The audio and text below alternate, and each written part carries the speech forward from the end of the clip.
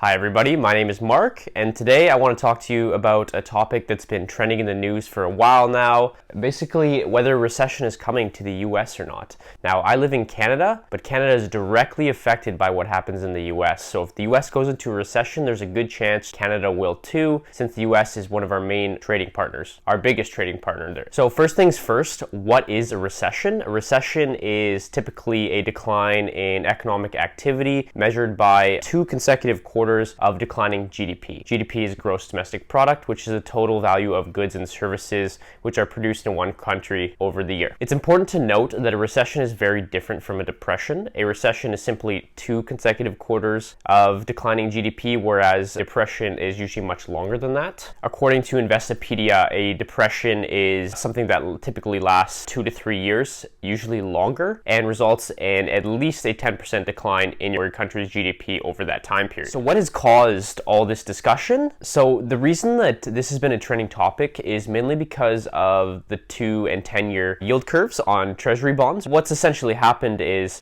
when investors invest into these bonds at the 2-year, you're basically lending money to the government and they're agreeing to pay you back interest until the agreed upon date at which they'll give you your money back. The yield on 2 years, let's just say it's 2%. If you lend your money to the government for 10 years, you're going to yield a higher percentage. So for instance, the 2-year might be 2%, whereas the 5-year might be 5%. So what we're starting to see happen in the US right now is those 2 yields are inverting, which means people are putting their money in long-term bonds. Typically, an indicator that a recession is on its way or that investors are expecting some sort of economic decline in the near future. There was a great video done by Vox, and I'll put it up on the screen, and what it's showing is the yield curve per month all the way back to the 1970s. And what it's showing here is basically that every time that the yield curve inverts, on average in 14 months or within 14 months, the country goes into a recession. Again, 2 quarters of economic decline measured by GDP in conjunction with a couple other macro indicators. So let's talk about a couple of those macro indicators. So the first one I want to talk about is the manufacturing index, which indicates whether expansion in manufacturing activity or a contraction. Anything above 50 is going to be considered an expansion, whereas anything below 50 is considered a contraction. So as you can see here, in August 2019, it's finally dipped below 50, which was the first time it dipped below since 2016. So back in 2016, a lot of people were calling for a recession as well, and it never came, which is why a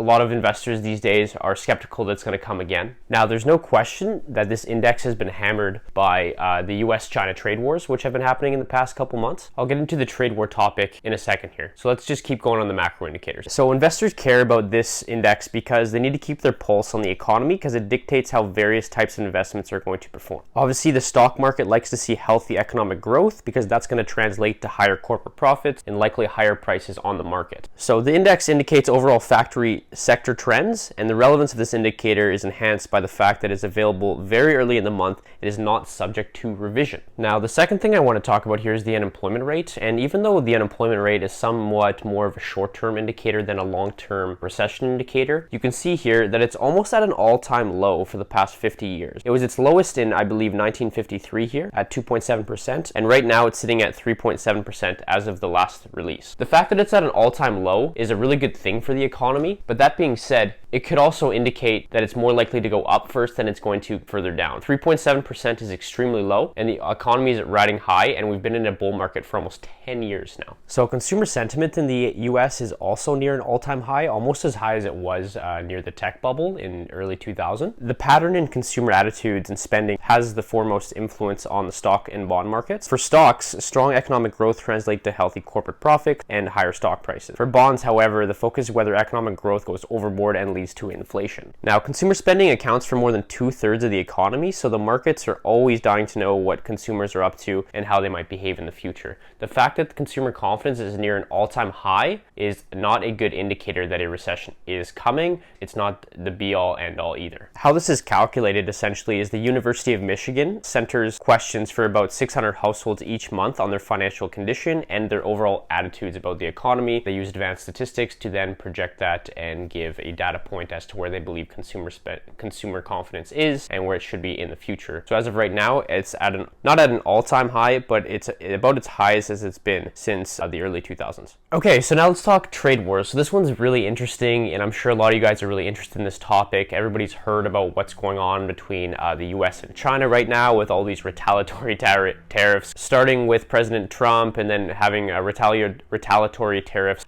set on the US by China. This is not good for the overall economy. If any of you have heard about globalization, every economy is intertwined and connected, okay? So moving forward throughout the 20th century here, global economies are intertwined through trade. This means that slowing growth overseas can hurt the US economy. So recently, China, Argentina, the UK, and Germany have all been showing signs of deterioration in their growth. Furthermore, there are no real areas of great strength to offset this. The US had a relatively good 2018, but is starting to slow down in 2019. So again, this doesn't necessarily mean that a recession is coming, but these trade wars are starting to drag on the overall economy and isn't really a good thing for globalization. Okay, so Google Trends. Now this one was interesting. I've read a couple different articles about this. I've seen a couple people put it in their videos. Ever since we've heard about the inverted yield curve and how the 2-year is now yielding more than the 10-year, you're seeing an increase in search activity on Google regarding recession, regarding the inverted yield curve. And although this doesn't mean that a recession is coming, just indicating that people are very well aware that a recession might be coming, and this isn't really a good sign for the economy. So that may lead investors to switch up their strategy, their asset allocation and such, and that's why I want to talk about strategies to implement in case of a recession. So first one's first, asset allocation. This one's super easy. You can simply reduce your exposure to equity. You can take your money out of the market altogether. You can put it in bonds, which is what we're seeing many investors do, and that's the reason why the yield curve is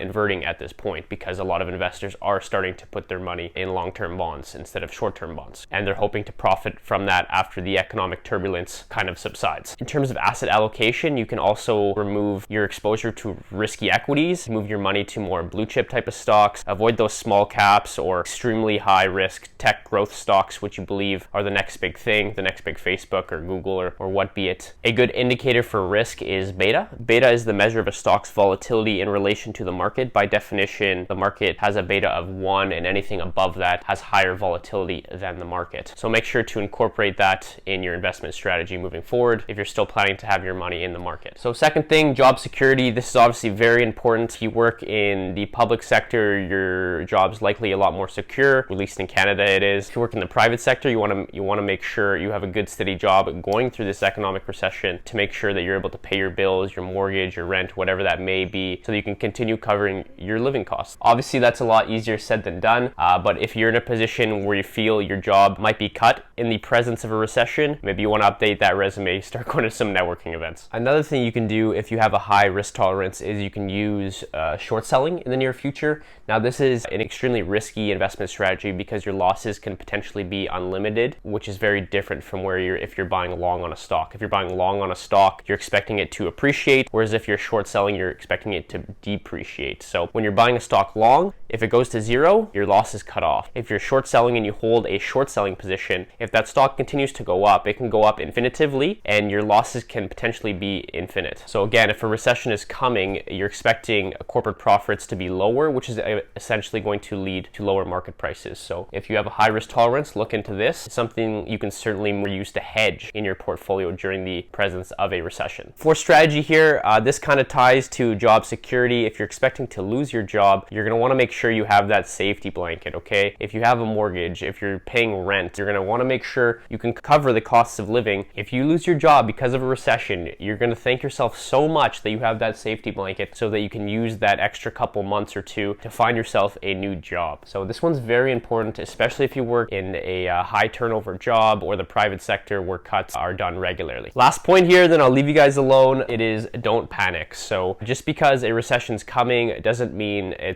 we're going into another financial crisis like 2008, 2009. Lots of people have gone through recessions. There was, a mini recession at the end of summer 2015 when oil prices collapsed. 2014. Don't panic sell. If anything, hedge your portfolio, change your asset allocation to account for the economic turbulence that might be coming in the near future. So that's all I have for you guys today. I hope you guys enjoyed. Don't forget to smash the like button if you enjoyed, subscribe to the channel, and share the video with a friend if you learned something. Thank you very much, guys, and as usual, have a prosperous day.